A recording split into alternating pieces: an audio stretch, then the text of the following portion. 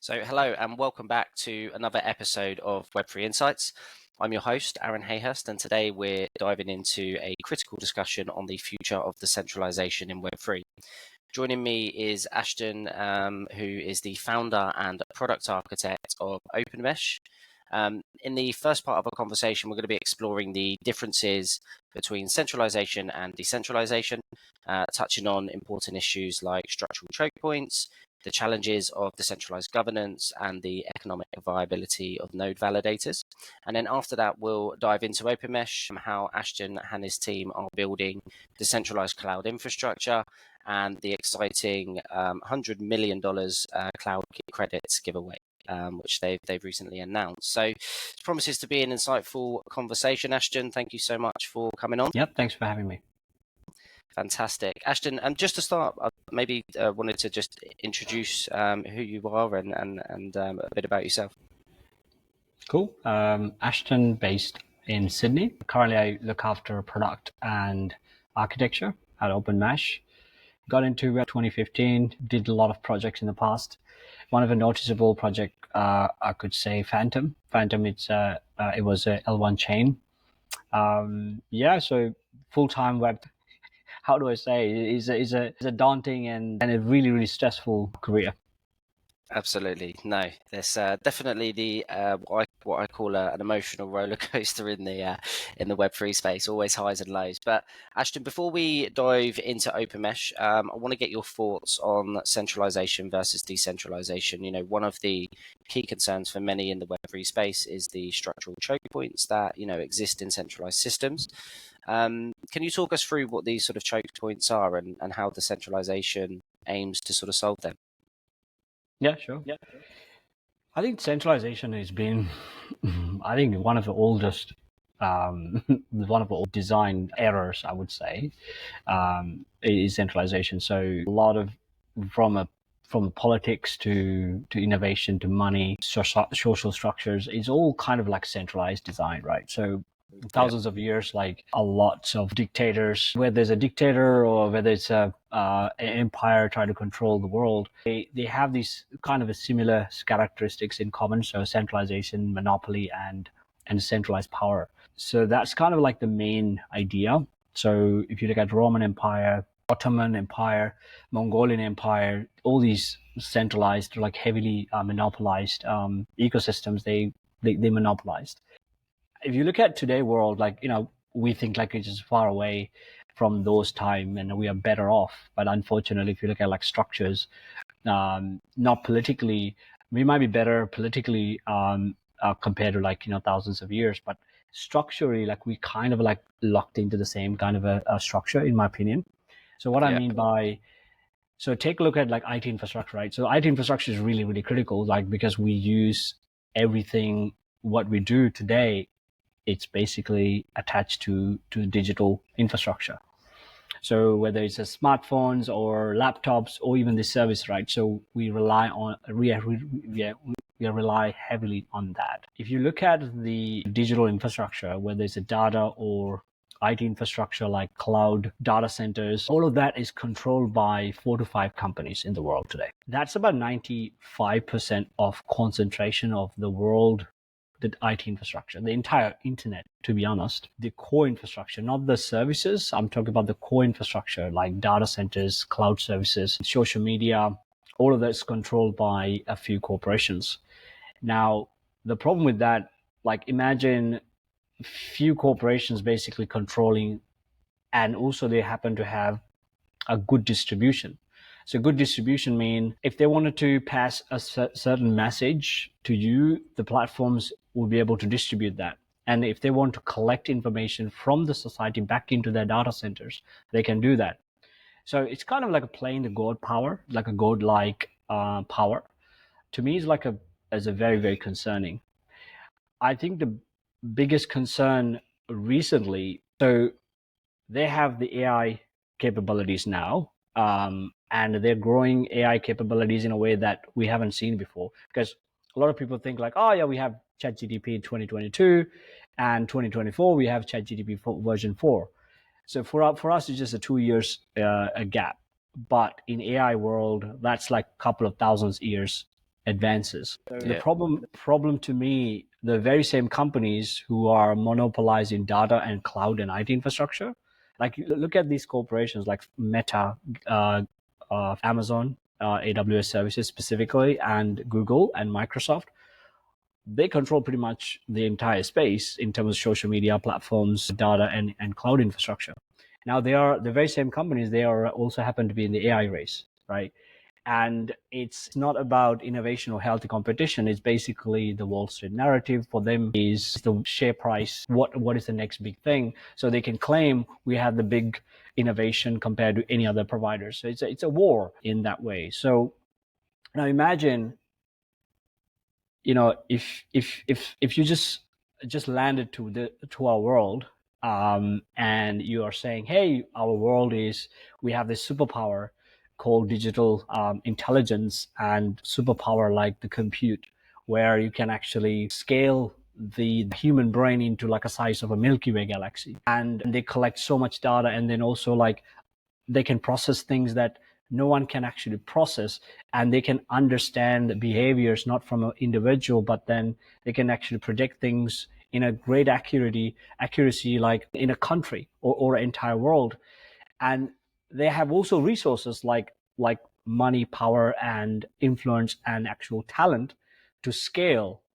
So if you say to someone, hey, there is a world out there that few corporations have that kind of capabilities, and then these corporations also happen to have capabilities that they can reinvent a brain that potentially maybe 1,000 times powerful than human, and then there is no way for us to know what's going on behind the scene, because the other big problem in these corporations, because their technology is proprietary, it's not open source, so we cannot actually check, and the regulators cannot do anything either. The problem to me is like it's a really significant problem on one hand, the centralization and monopoly, but on the other hand, you cannot really even check what's going on behind the scene.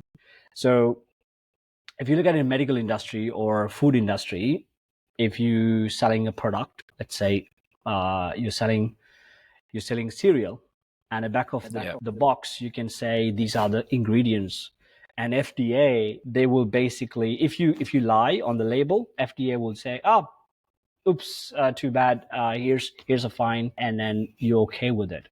So FDA allow a lot of food manufacturers, like maybe 10%, 20% to make mistakes, and they oversight that. But if you look at proprietary technologies, and especially software industry, who governing that?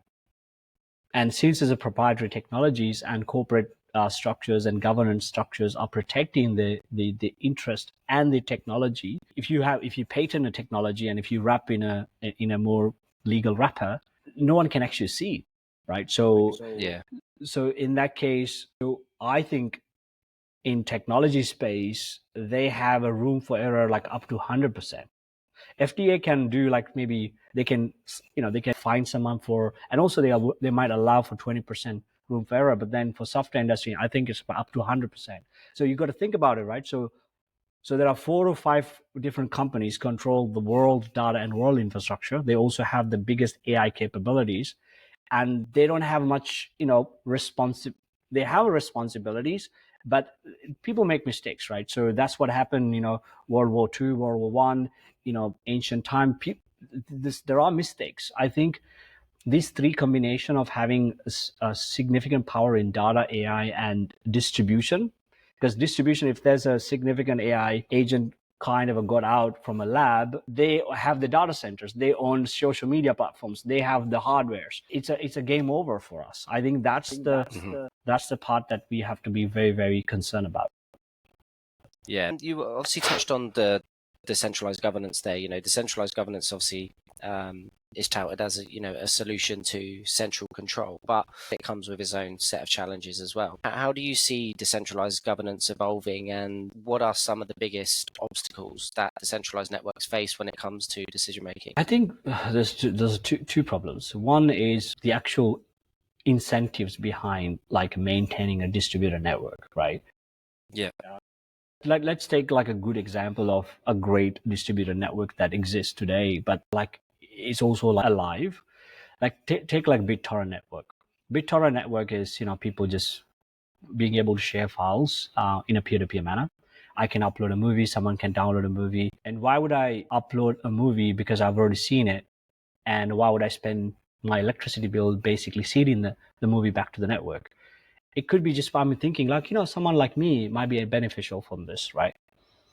But if you don't have these good people who are doing the work, the network cannot sustainable because there's no like incentive. And the other thing is about the direction of a project.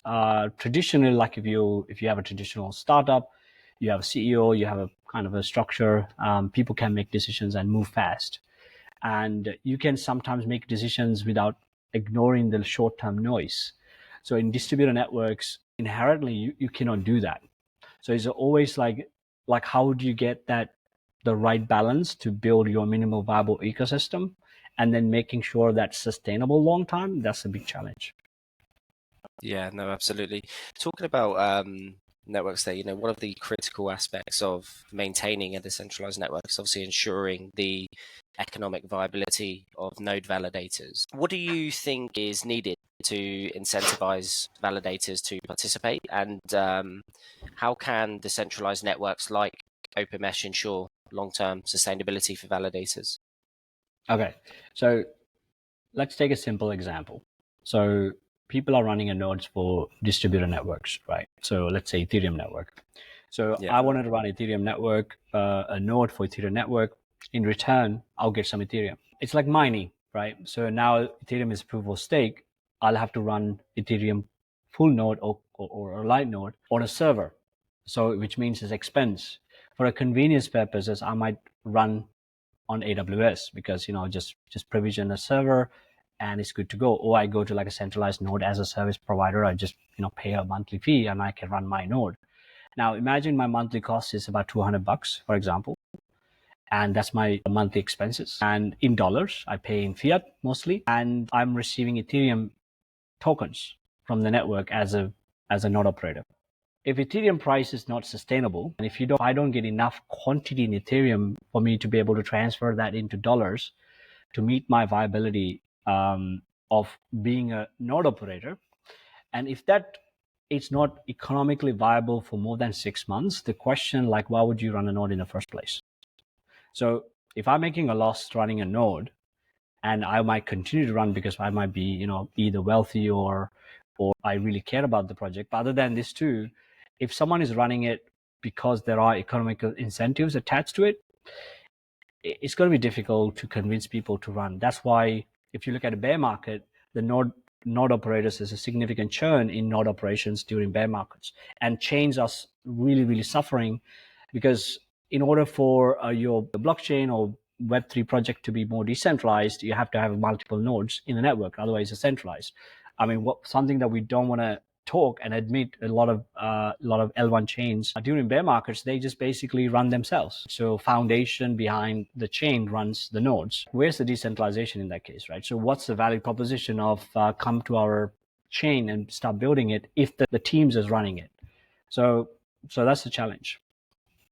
Amazing. Moving on to, now that we've, sort of set the stage with decentralization, let's transition obviously into Openmesh. Can you share the story of who Openmesh are and how Openmesh began, and what your vision was for the project when you first started? All right, cool. So I worked with Phantom 2017. That's just like a first experience for me to like see an ecosystem that large. I learned a lot. Like it's not like a Web2 world where you can just have your product market fit and go to market. So building a distributed network is very hard. So one of the key things that I was looking at, because it's something that I always like doing, is to me like Bitcoin, Ethereum, IPFS, these networks are, I consider like a digital public infrastructure. Okay. So why is public infrastructure? Because I can access, as long as I have a laptop and I have the hardware, wallet or some sort of a way to interact with the chain, I can interact without a middleman. So no one can stop me accessing that service. So it's a permissionless network and a service. And the cool thing about that analogy, like for the first time in history, like we have a self-evolving, self-governing, like a digital network. Anyone can access, anyone can participate. So that's a really, really beautiful thing. So to me, more like using innovation and technology to demonstrate democracy, right? Because for Bitcoin network, I can access Bitcoin network. It doesn't matter if I'm in North Korea. It's a borderless, it's a permissionless a network. So this is why I kind of like distributed systems and distributed networks. So the idea of decentralization. However, after Phantom, I was looking for like what are the bigger problems in Web3 space in order to accelerate Web3 space, what we have to do. So at that time, I came across like a book and also like a really in-depth analogy about how you apply like a first principle thinking for a foresight initiatives. So what that means, you apply first principle thinking to actually really break down some problems and then project your insights into a future. So 2020, after Phantom, I worked for Dubai government, specifically like bringing blockchain services to Dubai government. Lots of industries like transportation or real estate, like tokenizing real estate, RWA stuff in 2020. And I Nice. realized that there's a big problem. So one of the big problem is the infrastructure. So in 2020, when I was looking at the Web3 industry, like the critical infrastructure in Web3, like, where are we hosting all the services? If you're offering a decentralized service, let's say like Uniswap, it provides a decentralized service, but then the front end is hosted in AWS or GCP. So to me, like it didn't make sense. So I started looking at, okay, so if you're offering decentralized services, what is the Web2 giants market share, like GCP, AWS, and etc. So in 2020, 20 to 30% of the market share, they had a market share of 20 to 30% at that time. So I thought it's a good opportunity to basically to do two things. Number one, like maybe building a cloud network for Web3, specifically for Web3, right? Native Web3. So it's kind of like a Bitcoin network or IPFS, but IPFS is a permanent storage. But imagine you can actually run workloads, like you can do compute, you can host a website, database, and etc. So that's like the first idea. For me, the biggest thesis, because I wanted to actually host a website on IPFS, right? Not a static page, but like with a database. It was very, very difficult. So there was a tool I was playing around with, something called Fleek. So Fleek, it provides like a layer on top of IPFS to be able to host your website, like a typical WordPress website. And it takes care of DNS and load balancing and content delivery networks. So I thought like this is interesting. Like, why can't we upgrade like IPFS network, but also instead of going completely Web3 like a distributor network with having like a clunky blockchain, why can't we just bring the best of cloud and a blockchain together? So that's how the early days of the innovation. But for me, the biggest value proposition is being able to have your website on a network and attached to your wallet. So the only person can access that website is you, only person can access the database is you, and no one can change that. So the immutable cloud, the idea of immutable cloud is something that we kind of like, looked at. So that's how we started. Fantastic. One of the biggest announcements from Openmesh recently has been the $100 million decentralized cloud credits giveaway. Could you tell us more a bit about this initiative? Who's it for? What you're hoping to achieve by empowering developers and projects to get these credits as well. Okay. So maybe we'll have to like maybe do a better communication about this 100 million. 100 million is like a big, it's a big news. I want to clarify, like, it's not like we're giving away $100 million in dollars. So we looked at a way to how the market is pricing today cloud compute, right? Sure. So if you go to AWS and GCP, and if you want to run an instant or a virtual machine for X number of specification for a Y number of hours or days, you kind of get a rough idea of what are the public cloud is charging for those services. And then if you were to bring those similar kind of services using bare metal, so that's what we did, being able to offer the same services, same capabilities. So then we try to compare the pricing. And then, so when we say 100 million, our goal is to not only bring this bare metal as a service for Web3, a lot of people call it deepen, but for me, more like, bringing a physical infrastructure like GPU, CPU, and bandwidth and compute through a large network of data centers. We've been building data centers connectivity for the last 2 years. So we work with Equinix, High Velocity, Volta. These are large data centers in the world. So we have integration with them, and any unused compute that we can have access to, we bring that aggregate into a layer, and we provide that to Web3. So we have App Store where people can quickly deploy into this bare metal, so people can save like the cloud cost, like up to 90%. The cool thing is, with the Web3 aspects, so people pay through crypto, but also the container that they provision on a bare metal wrap in a smart contract and also attached to your wallet. So when you host your website, it's basically protected with your wallet. So we came up with a concept. I might be able to show you that. It's an X node. So it's a card. When we go to like large conferences like Consensus or Token 49, we give away this card. So it's a physical card. Okay, it's a bit blurry. So you scratch back of the card. It's in this version that we distribute. It's about 8 vPCU. It has 16 GB RAM and 320 GB storage. So when you receive this card and when you scratch back of the card, in order to activate this, you need to connect this into a wallet. And you have to mint an NFT.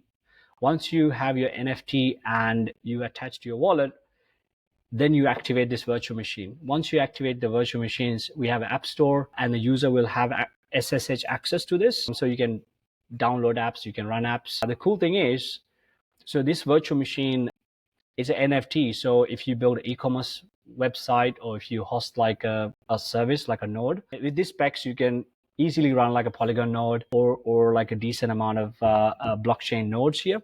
And then you can also host a website in parallel. So you can have a containerization all in one place.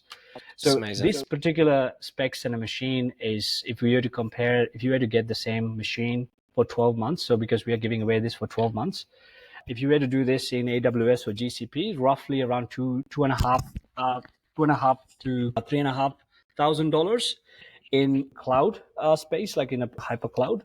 So what we did, we decided to actually, so we put a proposal in our DAO, and then we decided to issue around 30,000 of them. So each is 3,500, roughly 3,000 US dollars times 30,000. So that is the 100 million.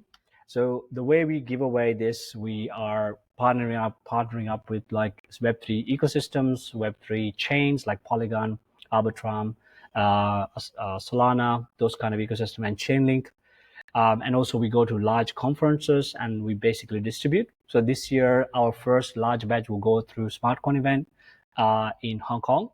And we intend to deliver the next batch in DevCon in Thailand. And then we're having our developer conference in Bangalore in December. So these conferences, we're going to give away as much we can.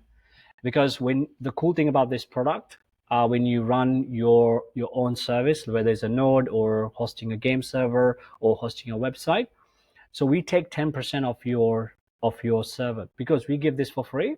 We take 10% from this, and that 10% will be pulled into a virtualized layer. So that is our Openmesh cloud. And also this is where the entire network, the ledger, the distributor ledger, and all the files that needed to maintain the network as a distributor network, this is how we utilize it.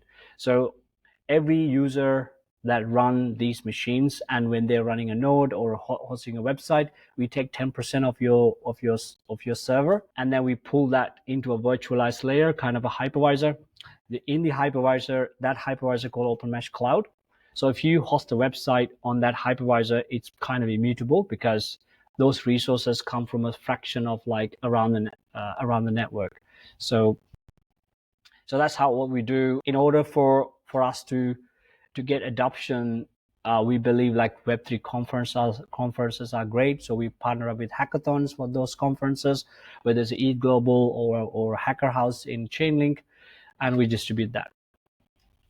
That's amazing. I think that's such a great great initiative.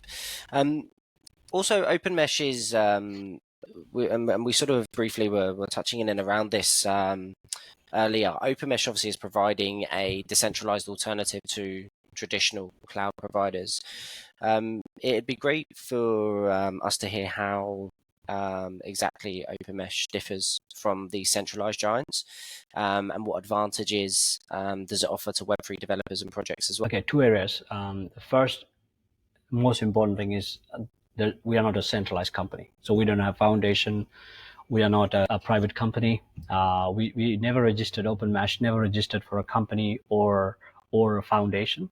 So it's run through our DAO. The other important factor is the idea of the immutable cloud. So which means, imagine it's like a torrent network.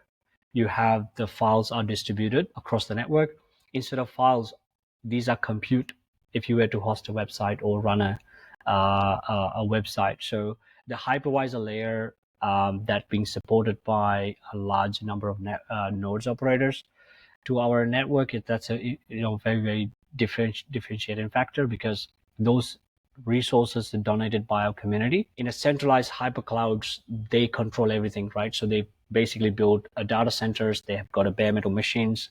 They've got their own the bare metal cloud management services, and then they provide as a SaaS. So we are not a SaaS company nor a cloud company. We are more like a decentralized storage, but then on top you can run applications on top. So mostly operations. So that's the most important difference. Fantastic. And beyond the cloud credits, how's Openmesh supporting and empowering developers to build on decentralized infrastructure? What kind of tools, resources, or incentives outside of those credits are you sort of offering to make this transition from centralized to decentralized systems easy? Yeah. So the other thing that we worked on, in Web3 space, people sometimes, often founders and product teams, they don't pay attention much to UX, because whenever I go to large conferences or meet like Web3 communities, I ask one question. Actually, two questions. I ask, hey, what kind of change do you like the most? People say, oh, I like Polygon. Second question, have you run a node? And people are like, no, I haven't. So the question, why? It's too complicated, expensive, and I don't know how to do it. So, my background, I'm not an engineer, but I'm a service designer. So my goal is to build like a large scale ecosystem that have the user experience built into the network. So what we did with this kind of initiatives, where you can build your infrastructure very, very quickly. So we treat infrastructure like a Lego blocks. So we've got an app store. If you go to openmesh.network, and under product, if you click Xnode Studio, it's a web-based console. You can basically, if you want to run Ethereum node, within 2 minutes, you can run Ethereum node. If you want to host your Llama in your bare metal, it's only 3 clicks away. So you basically pick a template, pick a provider, and deploy. And if you want to do more complex tasks, like for example, you want to run a RPC node, your own RPC node, you want to run Ethereum node, and then you want to plug that data into a front end to let's say you want to monitor like on-chain data, like an Ether scan. And then you want to be able to push some notification into, let's say, MongoDB, or you want to push that into Google BigQuery. So our platform allows you to basically drag and drop, and you can connect the components together,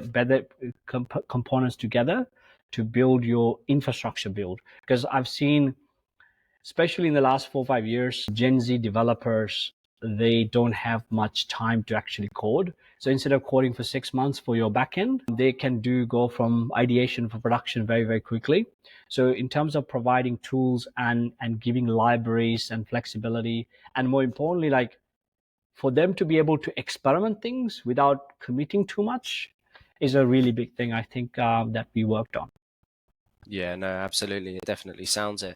As you scale Openmesh, then, what are the sort of biggest challenges that you've encountered in building out the centralized infrastructure, and how are you sort of addressing those issues around the scalability, security, and network reliability? The biggest challenge for us is basically people. Working with great people is it's a hard thing. That's one thing. How can we work with not just people, but work with like a really good ecosystems? Because I mean, Web3 is there's so many noise, like, and there's garbage out there. So how could you work with like a potential partners where you can showcase your technologies? Because if you're offering a particular technology, if you don't work with some existing communities, it's very hard because we cannot build an entire industry, right? So this is where, like, for example, like Chainlink integration. So Chainlink, so we are working on a particular project with Chainlink CCIP. So CCIP, I think, is one of the greatest innovation in our industry. A lot of people don't know the power behind CCIP. So CCIP, it's a cross-chain communication protocol, and also you can transfer assets between different chains. The idea of, without using wormholes or maybe bridges, you can talk to different blockchains together, because I think the future is more multi-chain world. So interoperability and composability between these chains are really important. Now, with CCIP is great because you can talk to multiple chains, you can do a lot of things. But if you were to build a service, decentralized microservice, where are you going to host the website? Where are you going to host your database, right? So go to market is AWS right now, GCP, for a convenience. What if you build a like, take an example, Uniswap, right? So Uniswap, if you look at Uniswap today, based on our research, Uniswap has a lot of centralized components, whether it's a content delivery network or hosting or things like the caching, right? So when you put like 10 Ethereum in the app saying I want a price of USDT, the instant price is not an on-chain query. It's basically coming from a cached database hosted by Uniswap Foundation, and that is not decentralized. So I consider like well-respected decentralized infrastructure in the world, like Uniswap, is 60% decentralized, maybe 70% decentralized. So if we work with Chainlink and Openmesh together, imagine you can have on-chain components from Chainlink like price feeds, and immutable more decentralized components, Web2 components, like from Openmesh. So you can build like Uniswap types of ecosystems, maybe 90% plus decentralized. I think that's really interesting because I think next year, in my opinion, we could push decentralization little bit further. So I think 2025, I consider like an era of the new era of decentralization, compared to like last year's, because a lot of techs are mature, like deep in space.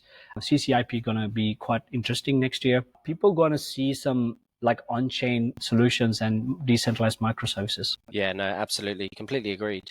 And just quickly then, looking forward, what's next for Openmesh? Can you share any upcoming features, partnerships, or initiatives that the community, should be excited about outside of anything we've discussed?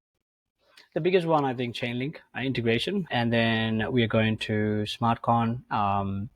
If you guys in Hong Kong, please come. So we have a booth as well, and DevCon is another one, Thailand, our own developer conference, and then for the first time we're also doing a node sale. In the past, we never raised money from external parties, so first time we're doing like a community-based fundraise, and we also have a private round that's happening right now.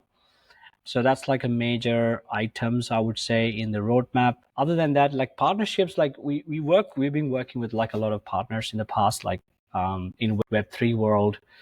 We work with like SingularityNet, Aragon, Polygon, Chainlink, Solana. These are ecosystems that we work in terms of Web2 world. So we recently have a partnership with NVIDIA. So we're experimenting how can we bring like NVIDIA GPUs into Web3. So bringing that bridge. And then we do work with like large data centers like Equinix, High Velocity, Volta. And then from a data side, we have partnership with MongoDB, Databricks, large like the data manipulation related ecosystem, including like Snowflakes. Yeah, so and then we have like a smaller partnerships or integrations mostly because I consider like Web3 partnerships are like BS. A lot of people say we have a partnership, but then when you look at like what does that mean? So for us is we're gonna prioritize like integrations first. So we've got around 26 integrations in our pipeline at the moment. So we have maybe more than 14 to 15 integrations that we did this year so far. Fantastic.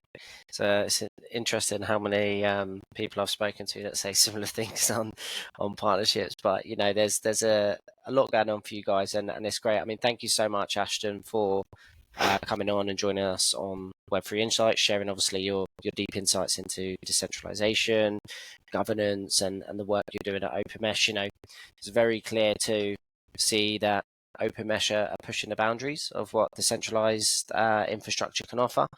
And, you know, we're excited to see how it will shape the future of Web3 for sure. For our listeners, if you're interested in learning more or want to take advantage of Openmesh's, should I say, bit of a tongue twister there, Cloud Credits giveaway, make sure to visit their website and follow them on social media. As always, don't forget to like, share, and subscribe to Web3 Insights for more conversations with people shaping the future of decentralized technology. Thanks for tuning in, and we'll see you next time. Thanks so much, Ashton. Thank you.